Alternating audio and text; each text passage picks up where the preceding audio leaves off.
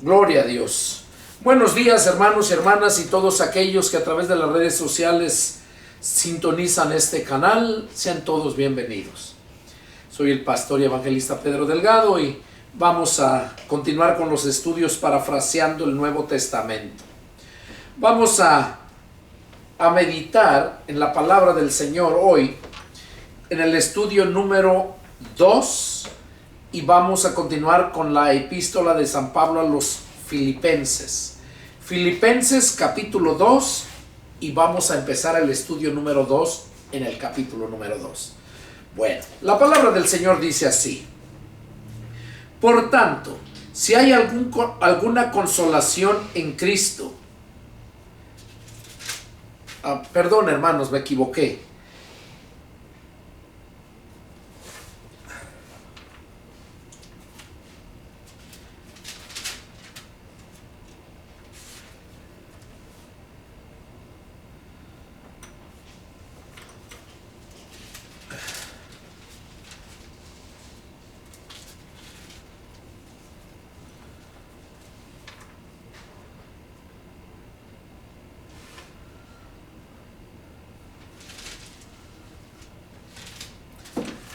Buenas tardes, hermanos y hermanas, y todos aquellos que están ahí a través de las redes sociales. Sean todos bienvenidos.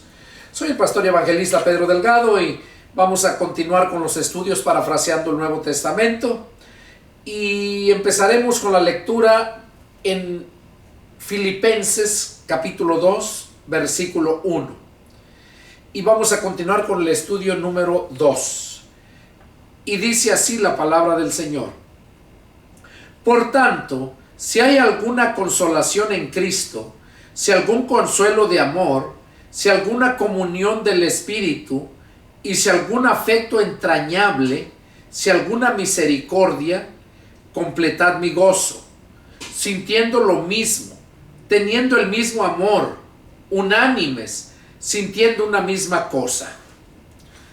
Pablo estaba hablando aquí a los filipenses porque él los conocía, los amaba mucho y sabía que estaban firmes en el Señor. Y por eso les manda esta carta diciéndoles estas palabras. Dice: si hay alguna consolación en Cristo, algún consuelo de amor.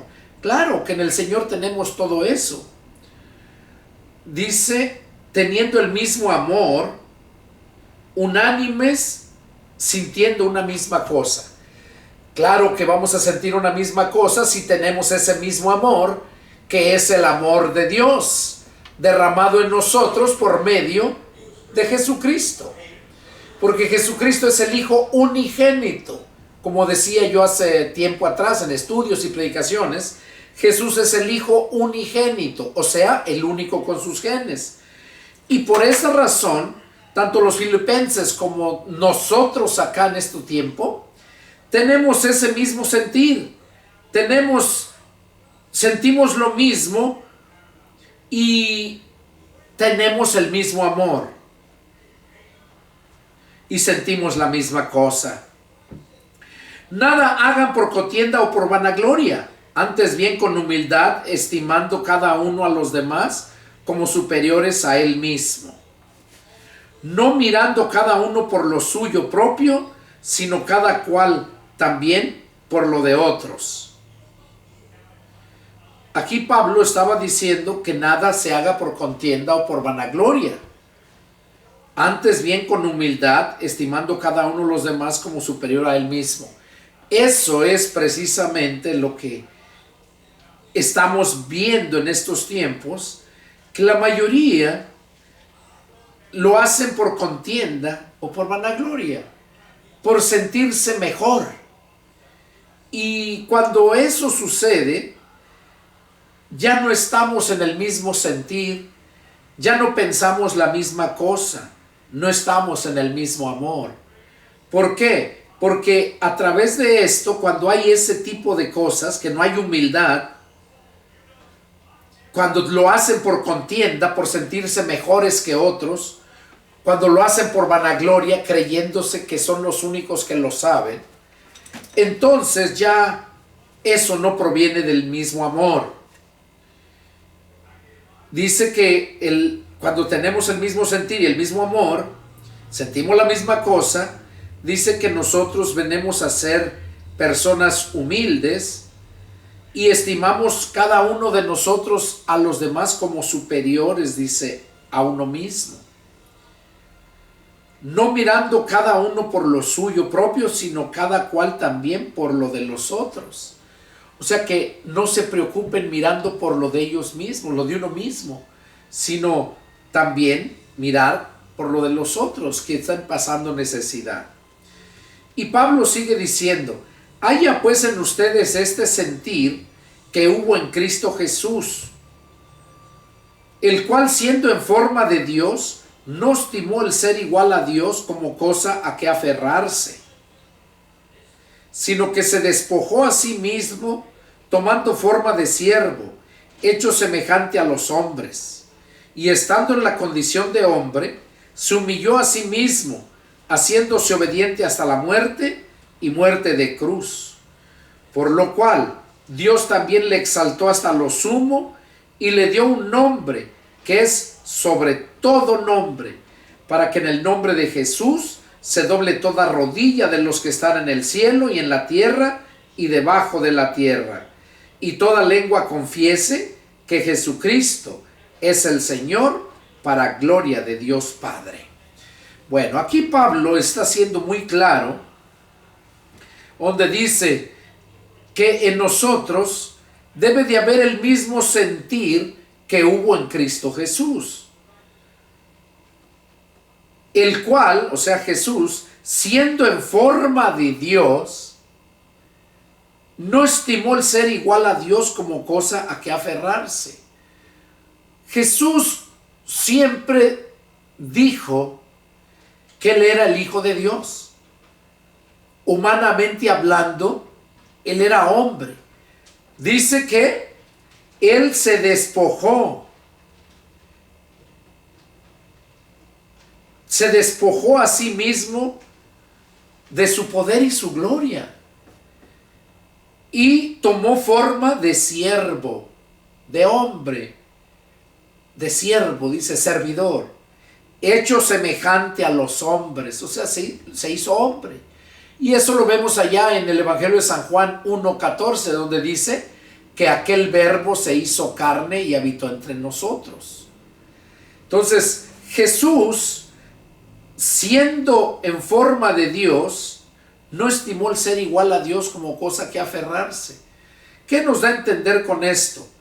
Que nosotros, no porque tengamos el privilegio de ser siervos de Dios y que Dios nos haya hecho ministros competentes, no por eso debe de haber ese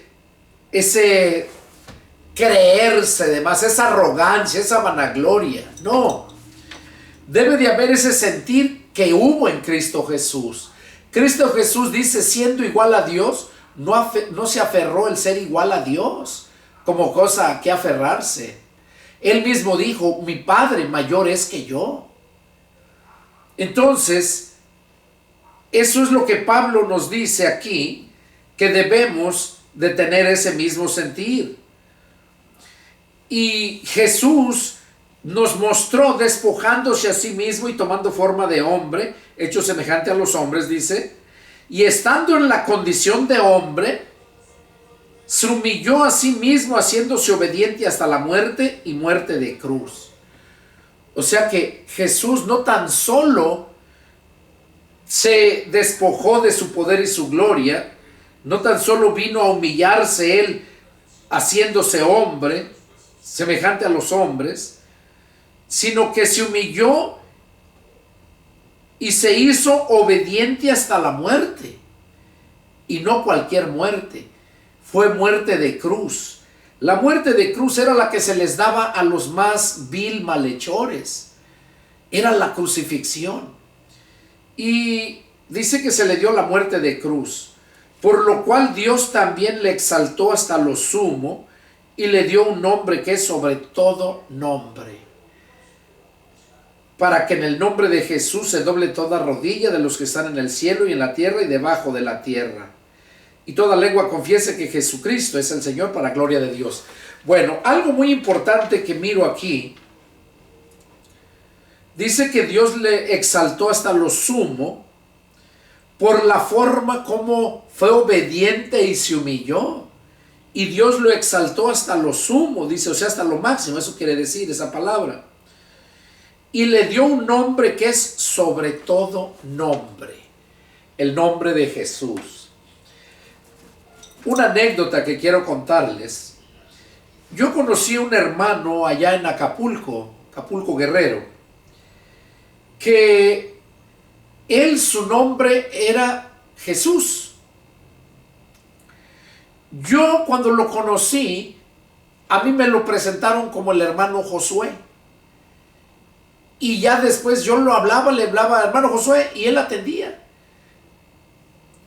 Y tanto al paso de los años, fue cuando una vez él me comentó que su nombre de él no era Josué, era Jesús. Pero que él, cuando escudriñó la palabra de Dios y encontró el nombre de Jesús,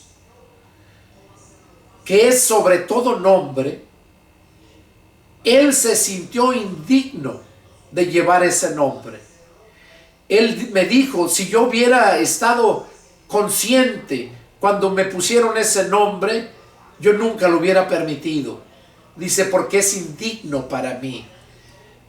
Y por esta razón, hermano Pedro, dice, yo me quité el nombre de Jesús y me puse el nombre de Josué, porque soy indigno. Ahora, miren en estos tiempos, cuántos Jesús, cuántos Josés, cuántas Marías, cuántas Guadalupes. Guadalupes, hay hombres que se nombran Guadalupe y hay mujeres que se nombran Guadalupe. Hay hombres que se nombran Mario, o sea, lo contrario a María. María es mujer. Pues como el hombre es hombre, no le podían poner María, le pusieron Mario. Por eso es ese nombre de Mario, en honor a María.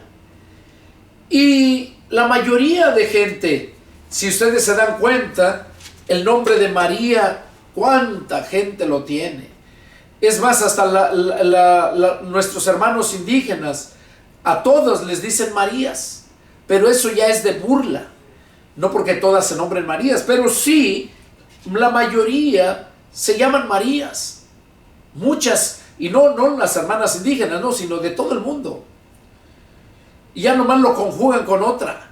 Rosa María, María Esther, María Eugenia, pero llevan el nombre de María. Y el nombre de Jesús. Cuando el nombre de Jesús es el nombre que Dios le puso a su Hijo humanamente, cuando Él se hizo hombre. Porque ese nombre representa Salvador. Jesús representa Salvador, que Él venía a salvar a la humanidad. Él vino a salvar todo lo que se había perdido. Recordemos que en Adán todos mueren, todos estábamos perdidos en nuestros delitos y pecados. Pero en Cristo dice que todos serán vivificados. Pero todos aquellos que nacieron de nuevo del Espíritu, todos aquellos que le creyeron a Jesús, no todos aquellos que de verdad, no todos aquellos así como en el mundo, que todos mueren en Adán y que en Cristo todos viven, ¿no? Es importante entender eso. Seguimos. Verso 12. Por tanto, amados míos, como siempre han obedecido, no como en mi presencia solamente, sino mucho más ahora en mi ausencia, ocúpense en su salvación con temor y temblor, porque Dios es el que en ustedes produce así el querer como el hacer. Pablo les estaba diciendo a los hermanos de Filipenses, y ahorita lo dice a ti y a mí, que debemos de ser obedientes, no solamente en la presencia, aquí él decía en la presencia de Pablo, ahora nosotros no debemos de ser obedientes solamente ante la vista de los hombres, no, sino obedientes a la palabra en todo tiempo, en tu soledad o entre la multitud, y más entre la multitud todavía, porque hay variedad de testigos. Y dice, ocúpense en su salvación con temor y temblor. No quiere decir que si no se ocupaban en la salvación la van a perder, no, porque este pasaje lo han usado muchos que no creen que la salvación eres salvo y nunca pierdes tu salvación, no lo creen. Ellos creen que tú puedes perder la salvación. Y déjame decirte que si tú tienes esa mentalidad que tú puedes perder la salvación, entonces ya no es la salvación por Cristo, la salvación ya depende de ti. Y no es así. La salvación es por la fe en Jesucristo, el perdón de pecados por la sangre de Jesucristo, el sacrificio y la sangre. Eso es lo único que necesitamos. Y cuando nosotros venimos a reconocer a Jesús como nuestro Salvador, como nuestro Señor, como nuestro Dios, en ese momento nosotros recibimos el Espíritu de Cristo y quedamos sellados ya como hijos de Dios. Nuestros nombres quedan inscritos en el libro de la vida. Y dice, porque Dios es el que en ustedes produce así el querer como el hacer por su buena voluntad. ¿Qué quiere decir? Que si tú eres cristiano, Dios va a poner en ti, si naciste verdaderamente del Espíritu, Dios va a poner en ti el querer hacer la voluntad de Dios. ¿Por qué? Porque naciste de nuevo, naciste del Espíritu, eres nueva criatura. Ya no eres el viejo hombre. Entonces, todo aquel que ha nacido de nuevo siempre se ocupa de su salvación, no porque la va a perder, no, sino para llevar fruto, para tener tesoros en el cielo, para la vida venidera, para el futuro. Porque cuando lleguemos ante el tribunal de Cristo, dice la Escritura que allá es donde se nos van a dar los galardones por todo lo que hicimos mientras estuvimos aquí en la tierra.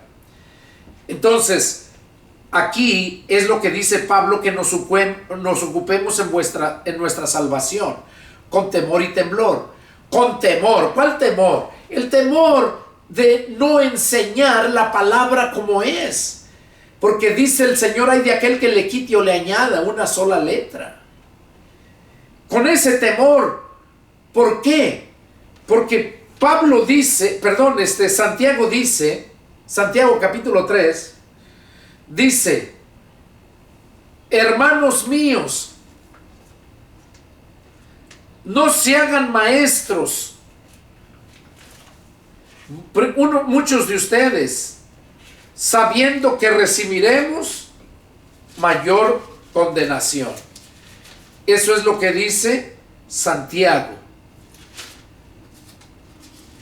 Que dice, no se hagan maestros muchos de ustedes,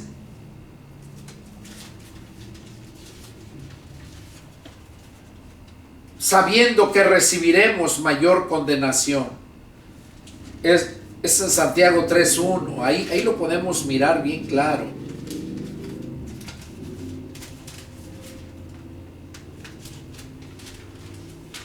Aquí lo tenemos. Hermanos míos, no se hagan maestros muchos de ustedes, sabiendo que recibiremos mayor condenación. Entonces, cuando Pablo está diciendo a los hermanos de la iglesia de Tesalónica, de Filipos, les está diciendo que se ocupen en su salvación con temor y temblor. Temor en el enseñar otra cosa que no sea el evangelio de Jesucristo.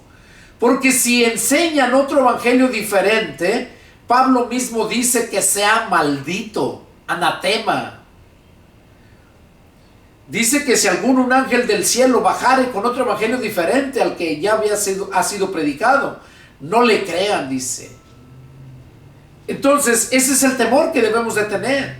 Estar seguros que Dios nos llamó a ese ministerio y estar seguro de que estás hablando lo que Dios de verdad nos está diciendo en la extensión de sus contextos de cada texto.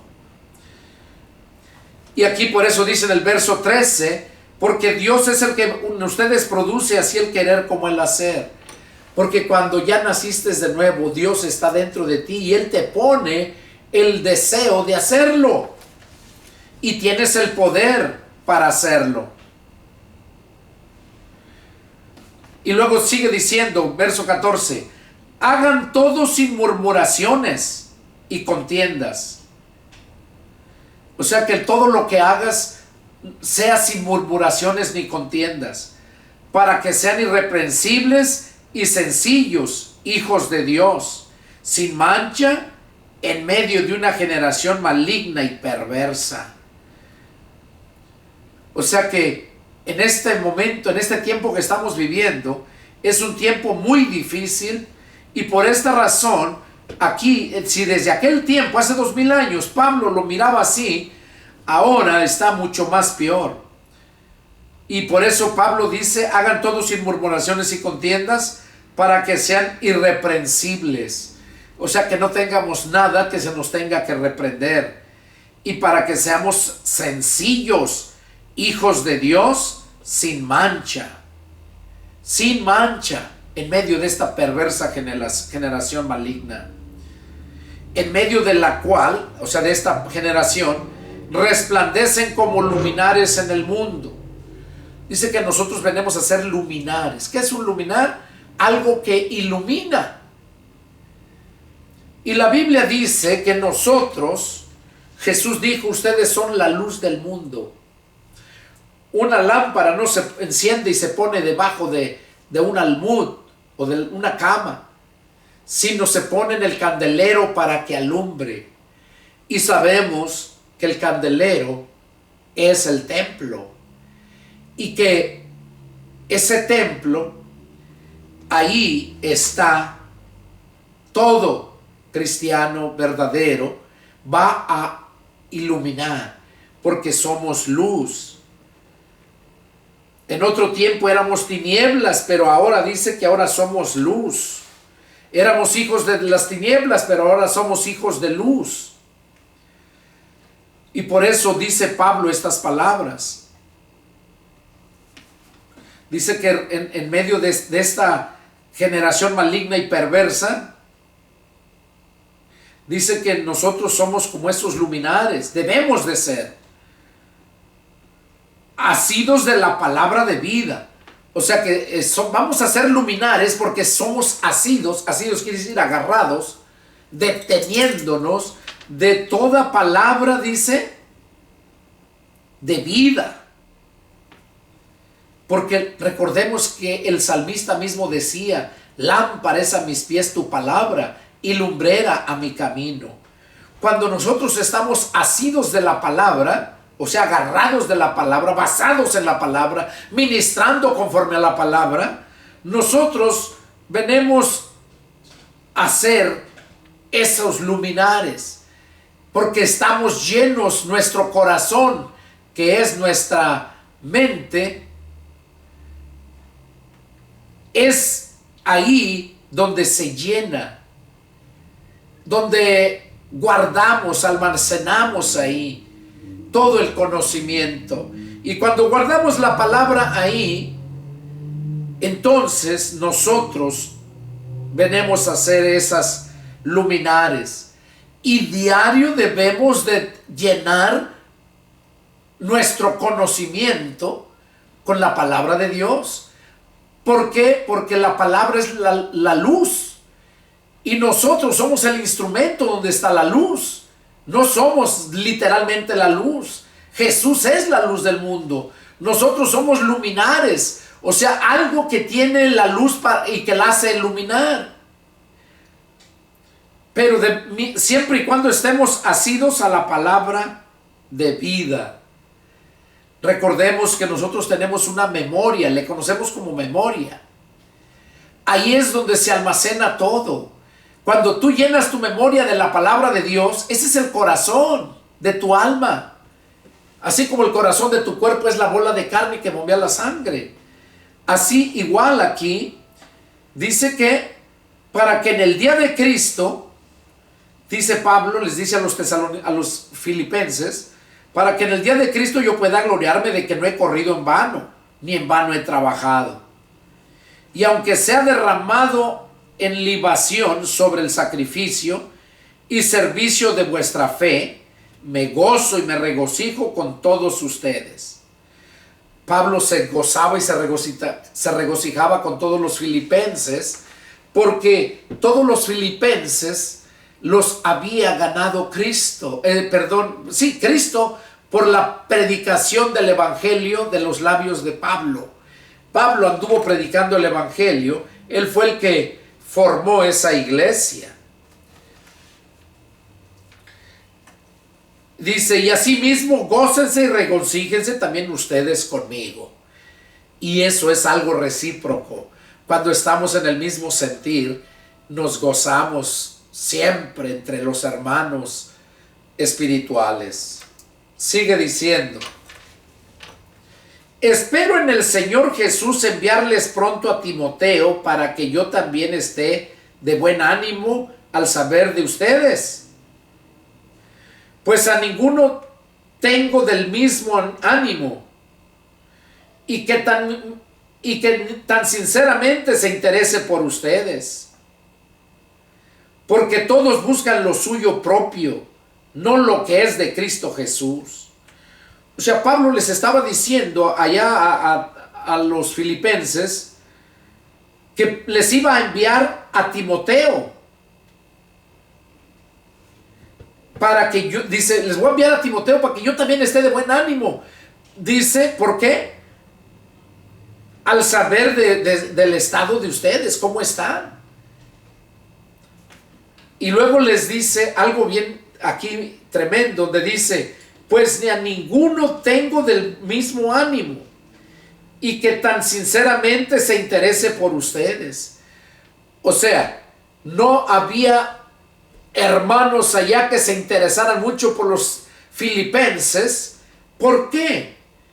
Simple y sencillamente porque la mayoría de cristianos de aquel tiempo también, donde estaba Pablo, los que estaban donde andaba, eran cristianos carnales, que buscaban lo suyo propio. Aquí lo acaba de mencionar. Dice, no tengo ninguno, dice, del mismo ánimo, y que tan sinceramente se interese por ustedes. Porque no había dinero.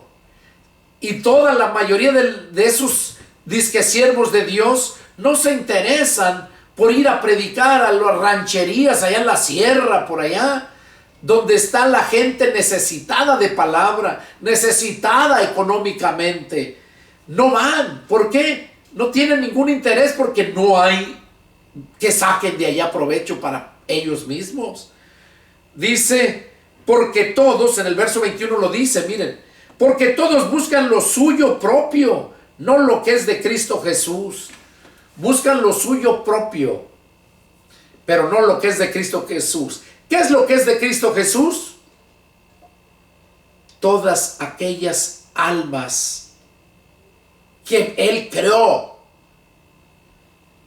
son de Él, que el diablo se las había robado, que el Señor Jesús las había perdido porque se las robaron. Por eso dice la Escritura que el Señor Jesús vino a salvar lo que se había perdido, vino a buscar lo que se había perdido, porque eran suyas y son suyas. Ahora, depende de todas aquellas almas si quieren pertenecerle a Cristo o no, aunque son de Cristo, pero como se la robaron, Él viene a salvarlas. Pero si están muy a gusto allá con su amo, entonces pues allá se quedan.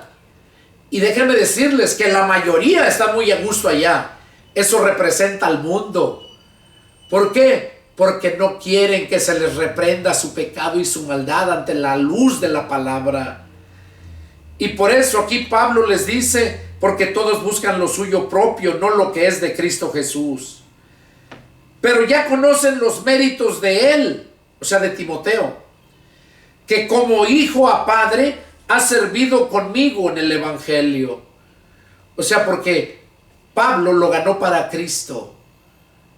Y por eso dice como de hijo a padre ha servido conmigo, dice en el evangelio. Claro, andaba Pablo y Timoteo, se lo llevó y andaba con él. Y donde formaba una iglesia, ahí lo dejaba de encargado, de pastor.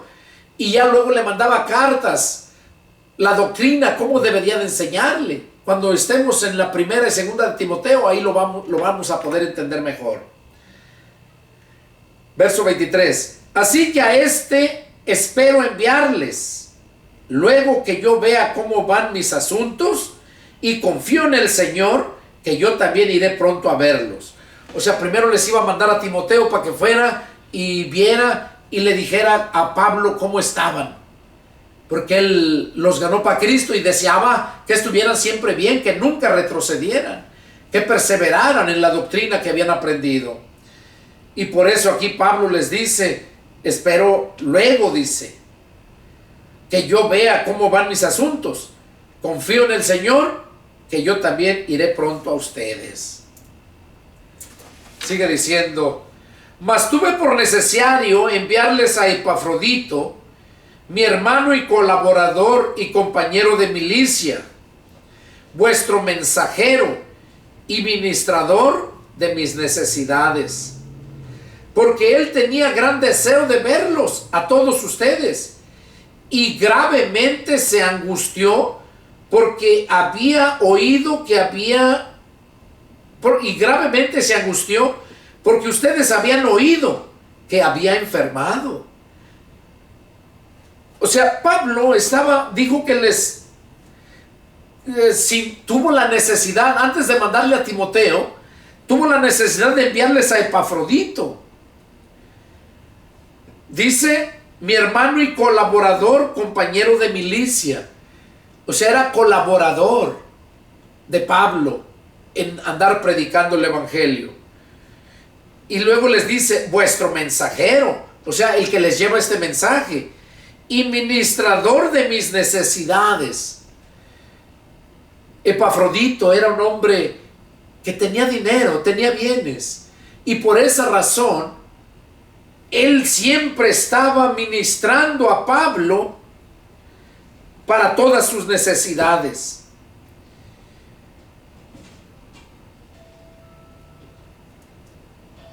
Epafrodito quería ir a verlos porque Epafrodito enfermó mucho, estaba al borde de la muerte, y cuando Pablo les hace saber a los filipenses lo que le había pasado a Epafrodito, ellos ya lo conocían, dice que ellos se sintieron mucho.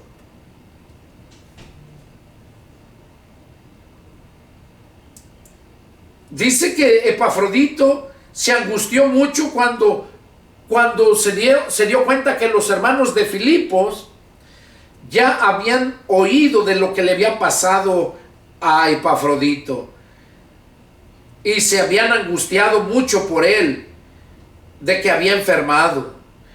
Y en el verso 27 les dice Pablo, pues en verdad estuvo enfermo, a punto de morir. Oiga, estaba muy enfermo, a punto de morir. Pero Dios tuvo misericordia de él, y no solamente de él, sino también de mí, para que yo no tuviese tristeza sobre tristeza. Así que le envío con mayor solicitud para que al verle de nuevo se gocen y yo esté con menos tristeza. Recíbanle pues en el Señor con todo gozo y tengan en estima a los que son como él, porque por la obra de Cristo estuvo próximo a la muerte. Oiga, por la obra de Cristo, o sea, por andar predicando la palabra de Dios, Epafrodito dice que estuvo exponiéndose a la muerte, dice, estuvo próximo a la muerte exponiendo su vida para suplir lo que faltaba en vuestro servicio para mí. Ahí vemos cómo otra vez menciona Pablo que él le suplía lo que le faltaba a Pablo. Y por esa razón les manda a Epafrodito Pablo antes que a Timoteo, para que ellos lo miraran que ya estaba sano y se gozaran con él. Y les dice, recíbanlo pues en el Señor con todo gozo. Dice, y ténganlo en estima, y tengan en estima a los que son como él. O sea, allá de los filipenses, los hermanos que fueran así como Epafrodito, dice, ténganlos en estima.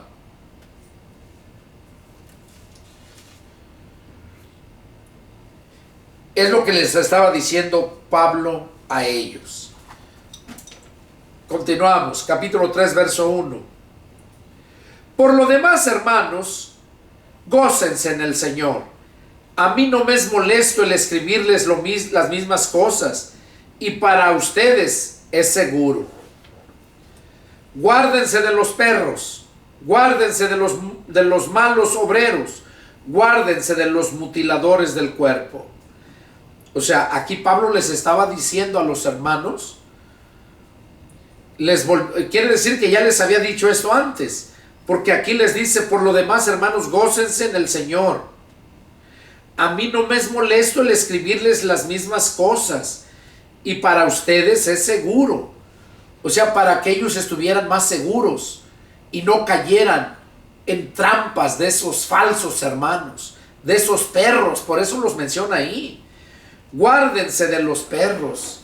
No quiere decir que andaban predicando en la calle y que se cuidaran de los perros literalmente para que no los fueran a morder. Que de eso también tiene parte que ver, ¿no? Porque ¿a quién de los que hemos andado predicando no nos han querido morder los perros? Literalmente. A mí sí. Pero aquí Pablo les estaba diciendo que se guardaran de los perros. ¿Cuáles son los perros? Allá Jesús mismo, nuestro Señor, en Mateo 7:21, dijo, Mateo 7:6, perdón, dijo Jesús, no den lo santo a los perros, ni echen las perlas delante de los cerdos, no sea que se volteen y los despedacen, los pisoteen, dice, y los despedacen. No den lo santo a los perros. ¿Qué es lo santo? La palabra. ¿Cuáles son los perros? Aquellas personas que en lugar de recibir la palabra con gozo, o hacer lo que hacía la iglesia de Berea, que cuando les llegaba la palabra no se lo tragaban así, pero iban a las escrituras para ver si era así como lo decía Pablo. Pero estos no. Estos perros son sabios en su propia opinión. Son gente religiosa que están aferrados a que son los únicos que saben. Y cuando les llegas a hablar, les haces ver sus pecados, les haces ver sus errores de que están mal, les confrontas con la palabra de Dios, no les gusta. Y te pueden atacar. ¿Por qué? Porque no han nacido de nuevo, porque no tienen el Espíritu de Cristo. Por esa razón, son hijos del diablo, son los falsos hermanos. Por eso Jesús los menciona como perros. Viene a mi mente cuando aquella mujer llegó a Jesús y le dijo, Señor, ten misericordia de mi hija. Llevaba a su hija enferma y quería que tuviera misericordia de su hija, querían que la sanara. Iba atrás de Jesús y los apóstoles gritándole. Y ellos le decían, dile que se calle. Y tanto voltea a Jesús y le dice ¿qué quieres, mujer? Y ahí fue donde le dijo que le sanara a su hija, que estaba endemoniada. Y Jesús le dijo, mujer, no está permitido quitar el pan a los hijos para echárselo a los perros. Una traducción dice perrillos. Es un perrillo o perro, es lo mismo como le nombres. Perrote, perrito, perro, es lo mismo. Es perro, perro es perro. Y aquí, eso le dijo Jesús, no está permitido quitar a los hijos el pan y dárselo a los perros. ¿Quiénes eran los hijos? Se estaba refiriendo a los judíos. ¿Y qué dijo la mujer? Jesús se estaba refiriendo a la gente mundana, a la gente gentil, que no eran judíos. La mujer era cananea, de Canaán, no era judía. Y entonces ella contesta y dice, sí, mi Señor, pero también los perrillos comemos de las migajas que caen de la mesa de nuestro amo. Y ahí fue donde el Señor Jesús le dijo, grande es tu fe, mujer. Y ahí al instante le sanó a su hija. Ahora, el punto es de los perros. Por eso dice Pablo aquí, guárdense de los perros. Esos son los perros. Y esa advertencia va para ti también, que me estás escuchando allá. Para que tengas cuidado de esa gente que medra la palabra, que mutila el cuerpo de Cristo. O sea que los cristianos espirituales llegan a meterles cizaña, mentira, para apartarlos, llevárselos a su religión. Eso son lo que hacen muchos. Entonces aquí Pablo les estaba diciendo a ellos, guárdense de los perros, guárdense de los malos obreros. O sea, de los malos obreros. ¿Por qué son malos obreros? Simplemente porque no son buenos. Lo que es bueno es de Dios y lo que es malo es del diablo. Guárdense de los malos obreros. Guárdense de los mutiladores del cuerpo. Esos son precisamente los que les mencioné, que les meten cizaña para apartarlos y quererlos llevar a su religión. Esos son los mutiladores, mutiladores del cuerpo, o sea, cortar, arrancar del cuerpo de Cristo, que es la iglesia, para llevarlos con esa doctrina de demonios a su religión. Dice, porque nosotros somos la circuncisión, los que en espíritu servimos a Dios y nos gloriamos en Cristo Jesús, no teniendo confianza en la carne. Dice, nosotros somos la circuncisión. Aquí Pablo estaba diciendo que los que en espíritu servimos a Dios, porque la circuncisión que hablaba la ley era la operación que se le hacía en el prepucio de quitarle ese pedazo de piel de su prepucio para cuestiones de higiene. Pero la circuncisión que está hablando Pablo dice que es la circuncisión del corazón. Y cuando habla del corazón no se refiere a tu bola de carne que bombea la sangre, no, se refiere a tu mente. A ese se refiere, a tu memoria, donde guardas todo. Ahí está todo. La Biblia dice que del corazón del hombre salen los malos deseos y los buenos deseos, los hurtos y toda abominación. De ahí sale del corazón del hombre. ¿Por qué? Porque ahí está en su memoria todo eso. Todo, mira, todo lo que le metes a la memoria, ahí lo guarda y ahí lo tiene. No quieras que te dé otra cosa que no has metido ahí. Por eso qué importante es que metas la palabra de Dios en tu mente para que esa esté ahí. Por eso dijo el Señor, de la abundancia del corazón habla la boca. Un verdadero cristiano está lleno de la palabra. Si tú dices que eres cristiano y no sabes ni lo que dice Juan 3:16, dudo que seas cristiano. ¿Por qué? Porque un cristiano lo primero que busca es como un niño cuando recién nace de la madre.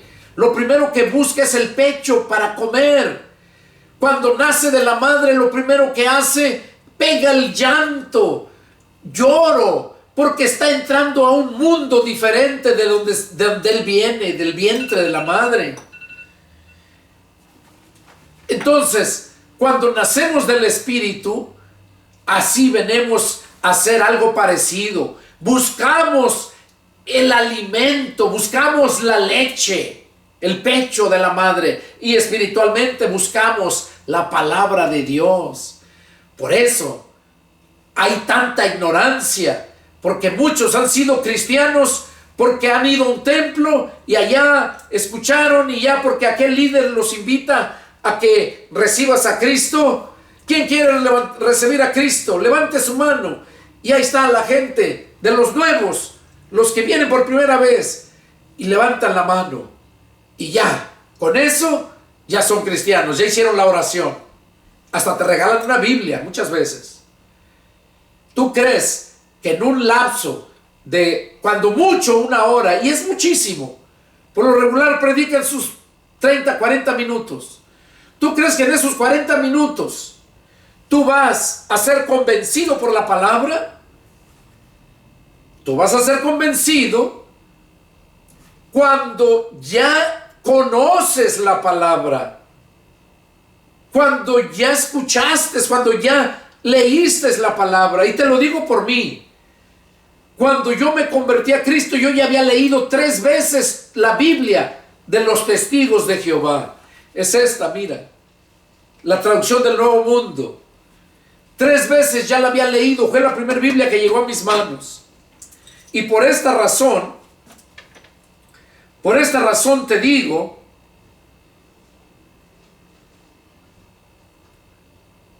que no es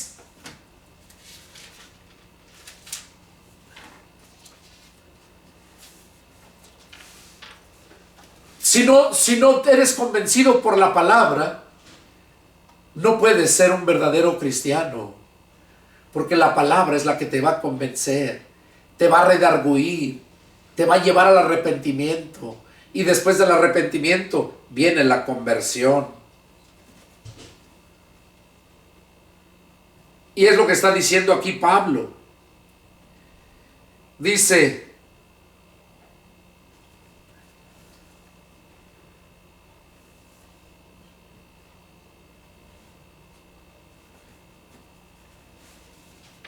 verso 4: aunque yo tengo también de qué confiar en la carne, si alguno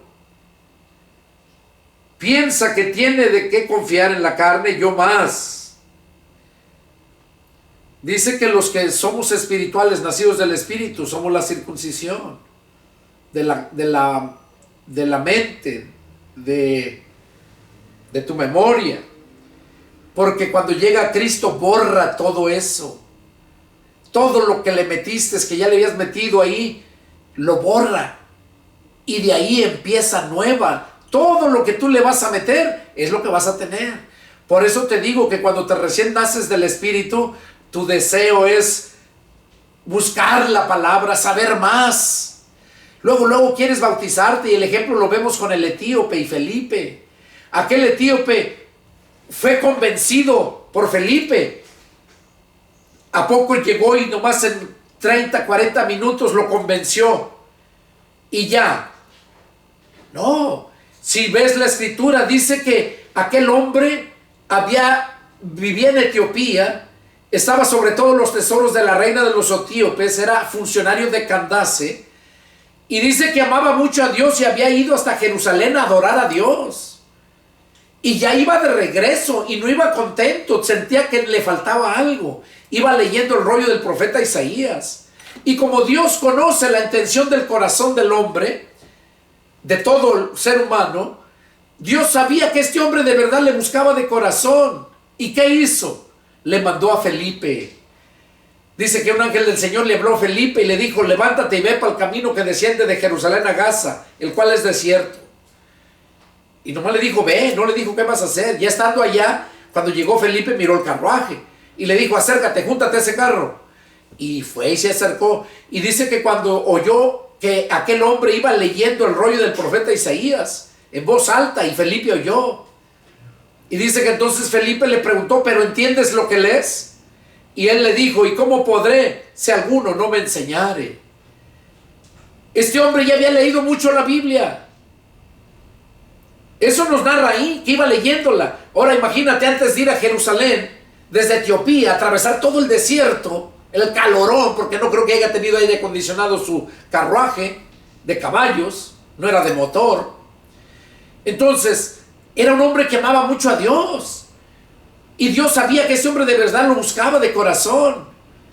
Y como este hombre leía la escritura, fue convencido rápidamente cuando Felipe le explicó. Porque aquel hombre, cuando le preguntó: ¿entiendes lo que lees? Dice: y no, pues si nadie me lo explica, ¿cómo lo entenderé? Y dice que le rogó a Felipe. Y ahora en día uno anda rogándole a la gente que escuche la palabra, y le vuelves a hablar y le das otra oportunidad. Y así estamos desobedeciendo a Dios, déjame decirte. Porque el Señor no nos manda a rogarle a la gente. Jesús mismo dijo: vayan y prediquen el evangelio. Y en la casa donde no lo reciban, o en la ciudad donde no lo reciban, sálganse de esa casa o de esa ciudad. Sacúdanse hasta el polvo de los pies. No nos dice que vuelvamos a rogarles. Entonces, ahí vemos que como Dios conoce el corazón del hombre, entonces no te vas a convertir vayas a un día a un templo y por media hora que escuches o 40 minutos el mensaje, ya por eso vas a ser cristiano.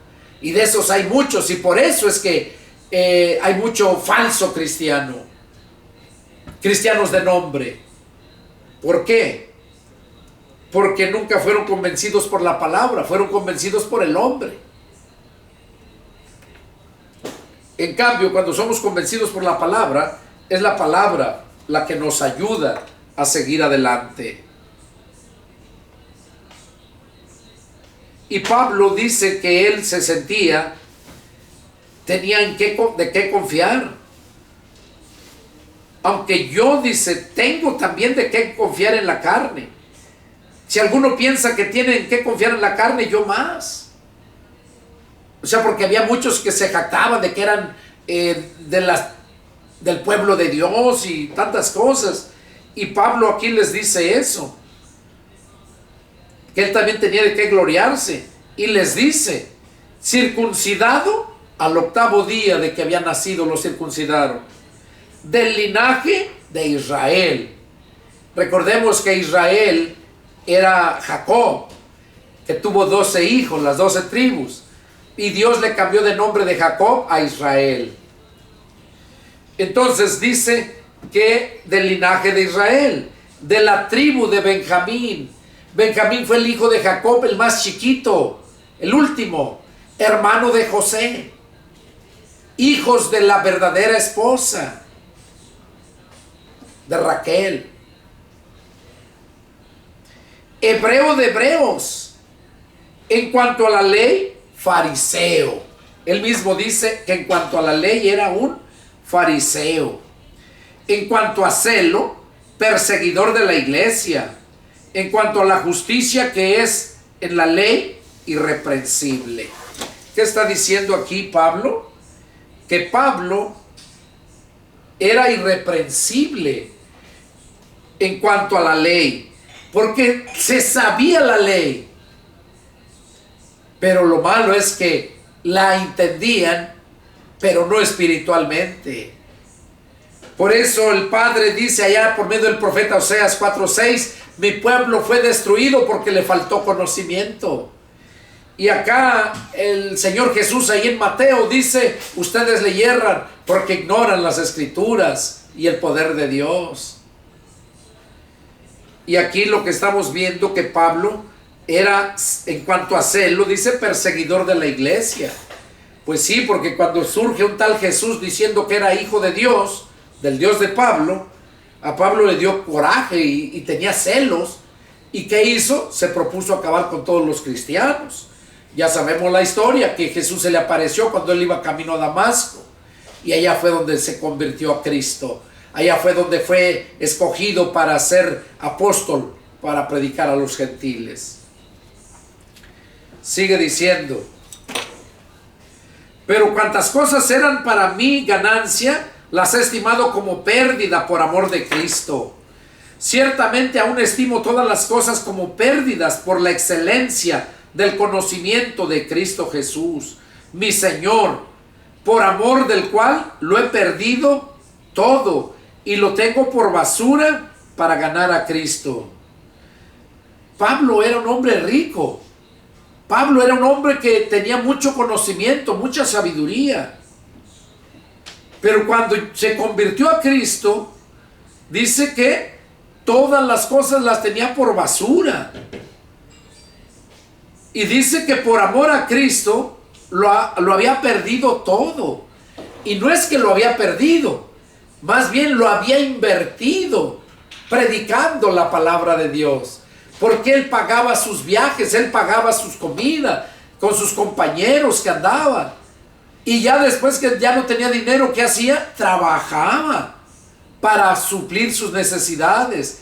Y luego, cuando no tenía forma de trabajar, de los mismos hermanos que ganaba para Cristo, que se convertían a Cristo, mostraban el fruto del Espíritu.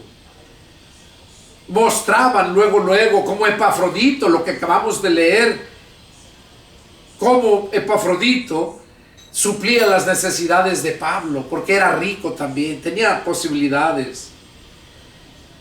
Y dice que él tenía todo por basura, para ganar a Cristo y ser hallado en él, o sea, en Cristo, no teniendo mi propia justicia, que es por la ley, sino la que es por la fe de Cristo, la justicia que es de Dios por la fe, a fin de conocerle y el poder de su resurrección y la participación de su padecimiento, llegando a ser semejante a él en su muerte.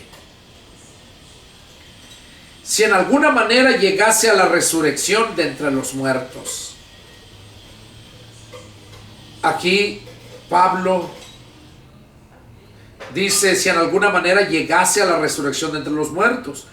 O sea, si es que llego a morir, pues voy a resucitar. Porque Pablo pensaba que él iba a estar con vida cuando el Señor Jesús viniera. Eso lo vamos a ver en Tesalonicenses, allá habla parte de eso. Él eso pensaba, que iba a estar con vida.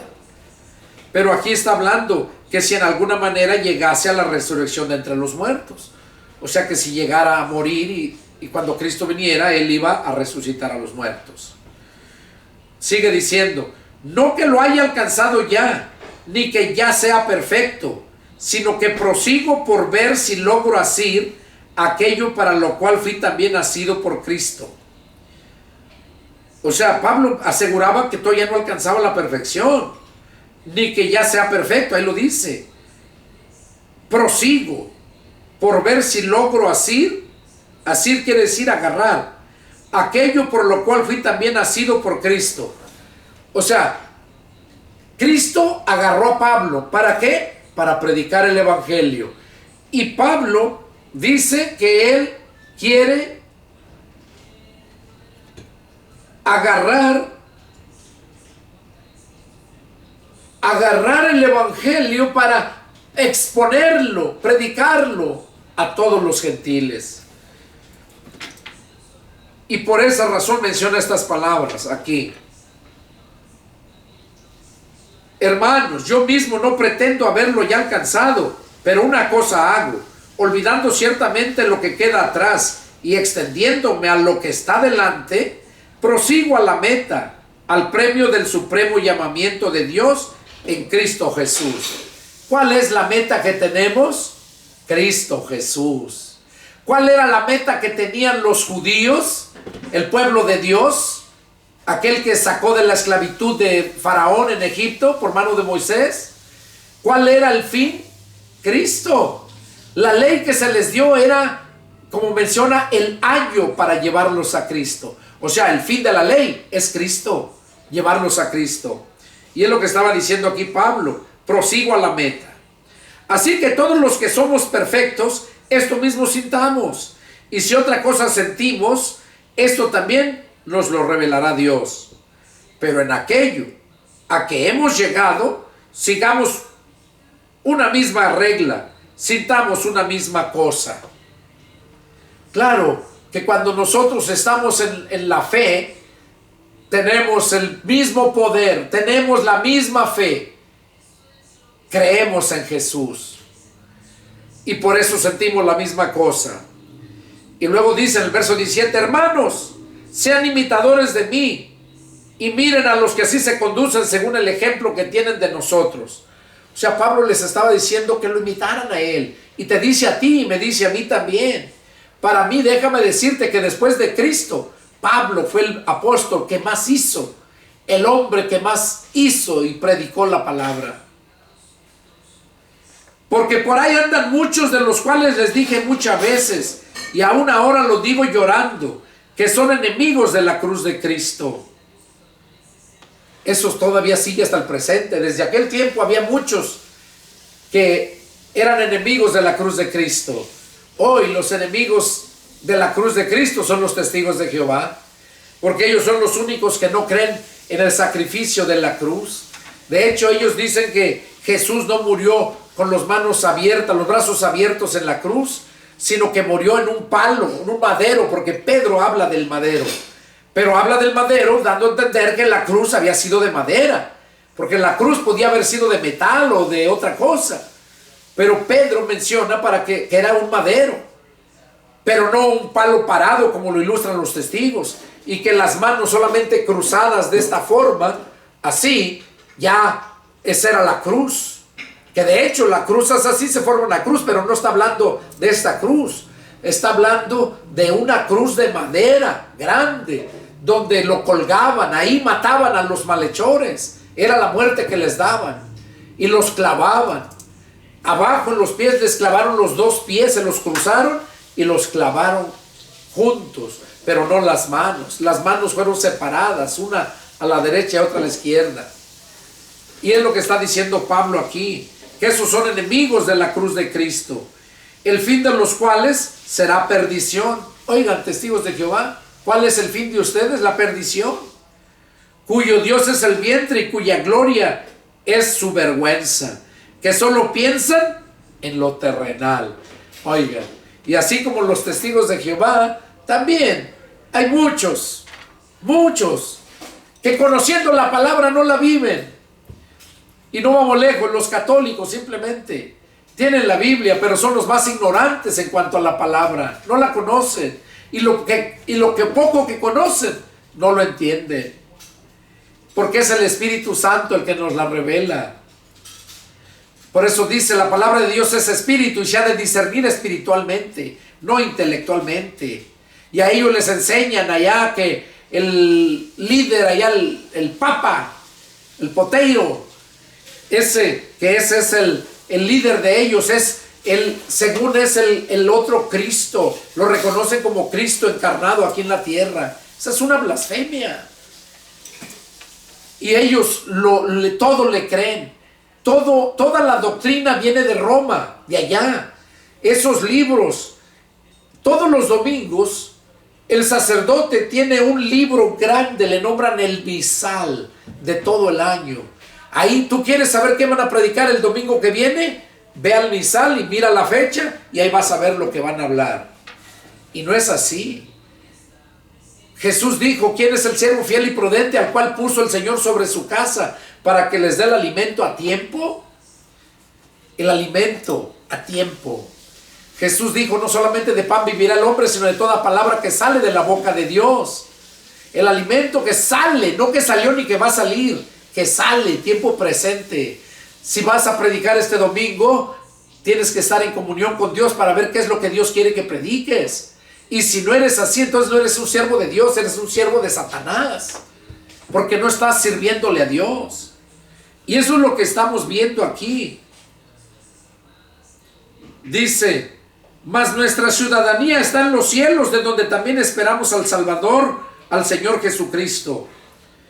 Nuestra ciudadanía está en los cielos. Claro, aquí estamos de paso. Entonces, ¿dónde debes de preparar tu mansión, tus riquezas? Jesús dijo, no hagan tesoros aquí en la tierra, donde la polilla y el orín los corrompe, donde los ladrones entran y hurtan. Hagan tesoros en el cielo. O sea, si tu ciudadanía está en el cielo, pues allá tienes que estar preparando tu casa. porque allá vas a vivir, aquí estás de paso. Si andas de viaje, de vacaciones, no te vas a quedar por allá, pues si andas de paso, de vacaciones, allá vas a estar nomás. No te vas a llevar, vas a hacer tu casa y te vas a quedar allá, pues si andas de paso. Y aquí nosotros estamos de paso. Nuestra ciudadanía está en los cielos. Y dice, donde también esperamos al Salvador. Y claro que lo esperamos, porque esa fue la promesa de Jesús. Me voy, pero no los dejo huérfanos, volveré a ustedes. ¿Y quién lo confirma? Bueno, los dos ángeles que se les aparecieron a la multitud cuando Jesús ascendió al cielo. Dice que estando todos viendo, sorprendidos al cielo, cuando Jesús se elevó y se fue al cielo, dice que se aparecieron dos ángeles y les dijeron, ¿qué miran al cielo, varones galileos? Este Jesús que han visto ascender al cielo, que ha sido tomado de entre ustedes, así como le han visto ir, así le van a ver venir en aquel día cuando venga en la gloria de su Padre. Entonces, ellos dan testimonio y nos aseguran que así como le vieron ir, así le vamos, los que estamos ahorita en este tiempo, le vamos a ver venir. Por eso dice que donde esperamos al Salvador al Señor Jesús, el cual transformará el cuerpo de humillación nuestra para que sea semejante al cuerpo de su gloria suya, por el poder con el cual puede también sujetar a sí mismo todas las cosas. Cuando Él venga, las almas que vengan con Él van a resucitar primero. Los muertos en Cristo resucitarán primero. Y dice que van a resucitar con un cuerpo glorioso, eterno, semejante al que tuvo Adán y Eva antes de que pecaran, semejante al cuerpo que tuvo Cristo cuando resucitó. Y dice, así van a resucitar los muertos. Y los que estemos vivos, dice Pablo, seremos transformados en un abrir y cerrar de ojos. Es ahí donde nosotros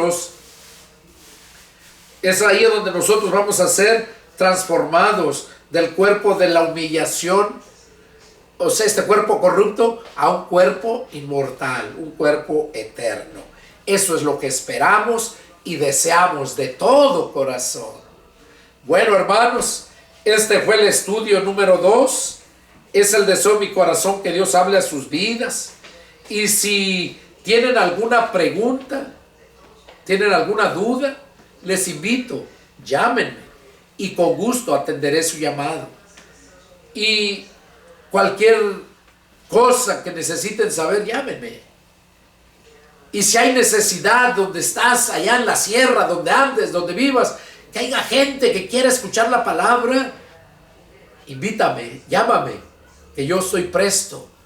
Pero no para ir a iglesias, porque yo no ando como esos lobos rapaces predicando a las iglesias.